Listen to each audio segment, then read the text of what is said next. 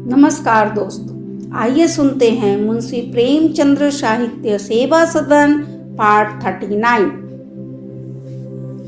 प्रातःकाल यह शोक समाचार अमोला में फैल गया। इने गिने सज्जनों को छोड़कर कोई भी उमानाथ के द्वार पर संवेदना प्रकट करने न आया।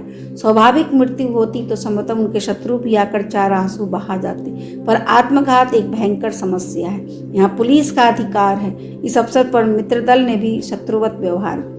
उमानाथ ने गजाधर ने जिस समय यह समाचार कहा, उस समय वह कुएं पर नहा रहे थे। उन्हें लेस मात्र भी दुख का कुतूहल नहीं हुआ। उसके प्रतिकूल उन्हें कृष्णचंद्र पर क्रोध आया। पुलिस के हथकंडों की शंका ने शोक को भी दबा दिया। उन्हें स्नान ध्यान में उस दिन बड़ा विलंब हुआ। संदिग्ध चित्त को अपनी परिस्थिति के विचार से अवकाश नहीं मिलता। वह समय ज्ञान रहित हो जाता है। जानवी ने बड़ा हाहाकार मचाया। उसे रोते देखकर उसकी दोनों बेटियां भी रोने लगी। पास पड़ोस की महिलाएं समझाने के लिए आ गई। उन्हें पुलिस का भय नहीं था, पर आर्तनाद शीघ्र ही समाप्त हो गया। कृष्णचंद्र के गुण दोष की विवेचना होने लगी। सर्वसम्मति ने स्थिर किया कि उसमें गुण की मात्रा दोष से बहुत अधिक थी। दोपहर को जब उमानाथ घर में शरबत पीने आए और कृष्णचंद्र के संबंध में कुछ अनुदारता का परिचय दिया, तो जानवी ने उसकी ओर वक्र नेत्रों से देखकर कहा, कैसी तुच्छ बातें करते हो। उमानाथ लज्जित हो गए। जानवी अपने हार्दिक आनंद का सुख अकेले ले रही थी। इस भाव को वह इतना तुच्छ और नीच समझती थी कि उमानाथ से भी वह गुप्त रखना चाहती थी। सच्चा शोक शांता के सिवा और किसी को न हो।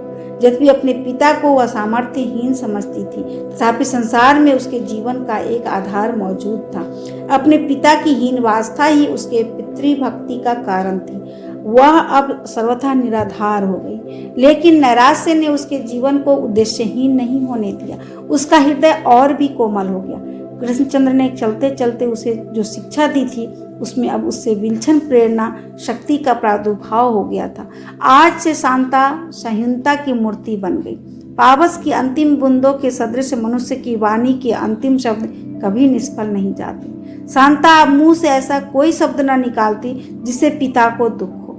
उनके जीवन काल में वो कभी कभी उनकी अवहेलना किया करती थी, पर वह अनुदार विचारों को हृदय में भी न आने देती थी। उसे निश्चय था कि भौतिक शरीर से मुक्त आत्मा के लिए अंतर और बाह्य में कोई भेद नहीं। यद्यपि वह एक जानवी को संतुष्ट रखने के निमित्त कोई बात उठा न रखती थी। यद्यपि जानवी उसे दिन में 2-4 बार अवश्य ही उल्टी सीधी सुना देती। शांता को क्रोध आता, पर वह विष का घूंट पीकर रह जाती। एकांत में भी रोती। उसे भय था पिताजी की आत्मा मेरे रोने से दुखी होगी। होली के दिन उमानाथ अपनी दोनों लड़कियों के लिए उत्तम साड़ियां लाए। जानवी ने भी रेशमी साड़ी निकाली, पर शांता को अपनी पुरानी धोती ही पहननी पड़ी। उसका हृदय दुख से विदीर्ण हो गया, पर उसका मुख जरा भी मलिन न हुआ। दोनों बहनें मुंह फुलाए बैठी थी कि साड़ियों में गोट नहीं लगवाई गई, और शांता प्रसन्न बदन घर का काम काज कर रही थी। यहाँ तक कि जानवी को भी उस पर दया आ गई।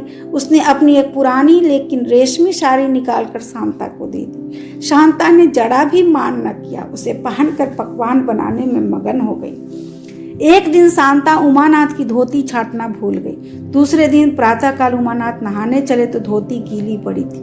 वह तो कुछ न बोले, पर जानवी ने इतना कोसा कि रो पड़ी। रोती थी और धोती छांटती थी।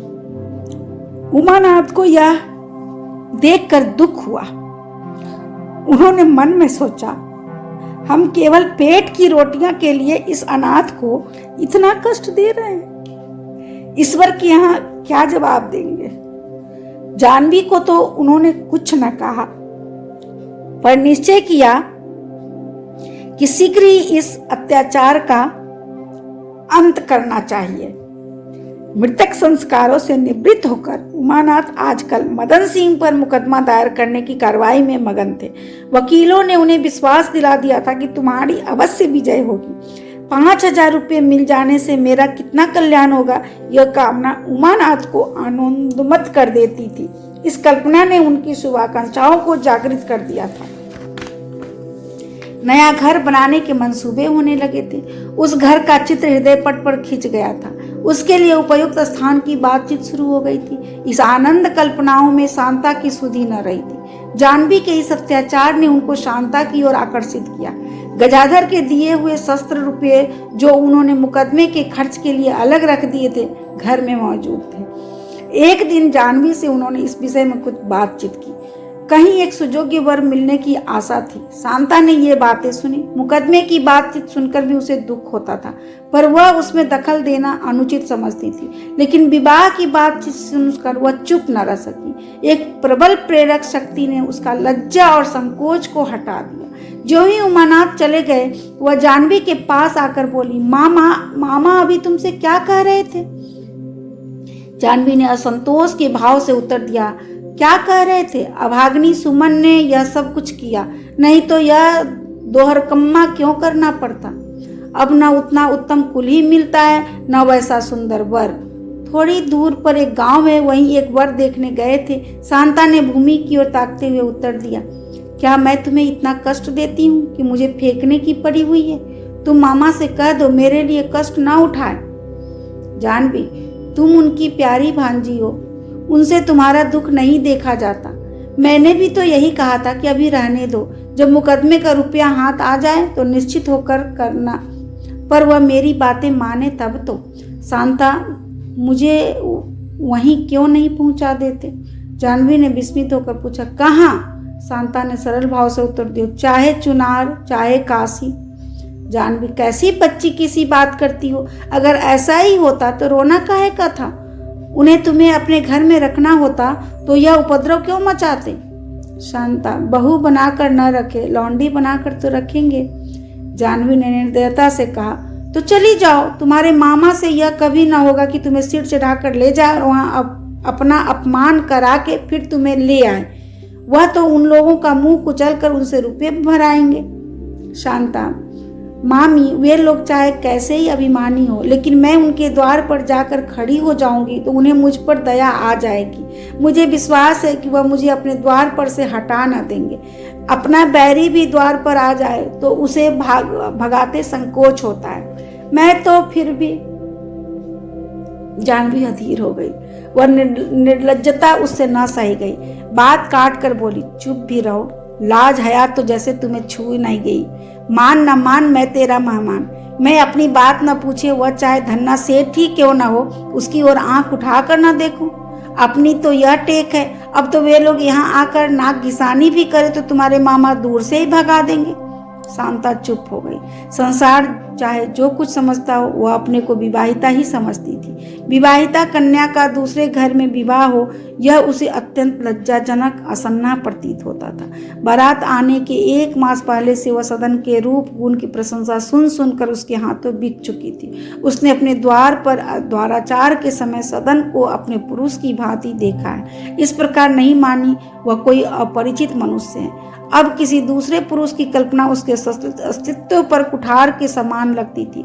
वह इतने दिनों तक सदन को अपना पति समझने के बाद उसे हृदय से निकाल न सकती थी, चाहे वह उसकी बात पूछे या न पूछे, चाहे उसे अंगीकार करे या न करे। अगर द्वारचार के बाद ही सदन उसके सामने आता तो वह उसी भांति उससे मिलती, मानो वह उसका पति है। विवाह भांवर या सिंदूर बंधन नहीं, केवल मन का भाव है।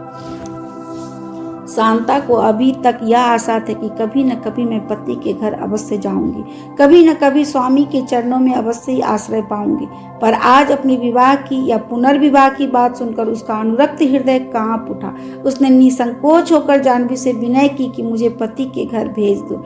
यहाँ तक उसकी सामर्थ्य थी, उसके सिवा वह और क्या करती। पर जानवी की निर्दयतापूर्ण उपेक्षा देखकर उसका धैर्य हाथ से जाता रहा। मन की चंचलता बढ़ने लगी। रात को जब सो गए तब उसने पदम सिंह को एक विनय पत्र लिखना शुरू किया। यह उसका अंतिम साधन था। इसके निष्फल होने पर उसने कर्तव्य का निश्चय कर लिया था। पत्र शीघ्र ही समाप्त हो गया। उसने पहले ही से कल्पना में उसका रचना कर ली थी, केवल लिखना बाकी था। पूज्य धर्म पिता के चरण कमलों में सेविका शांता का प्रणाम स्वीकार हो। मैं बहुत दुख में हूँ, मुझ पर दया करके अपने चरणों में आश्रय दीजिए। पिताजी गंगा में डूब गए। यहाँ आप लोगों पर मुकदमा चलाने का प्रस्ताव हो रहा है।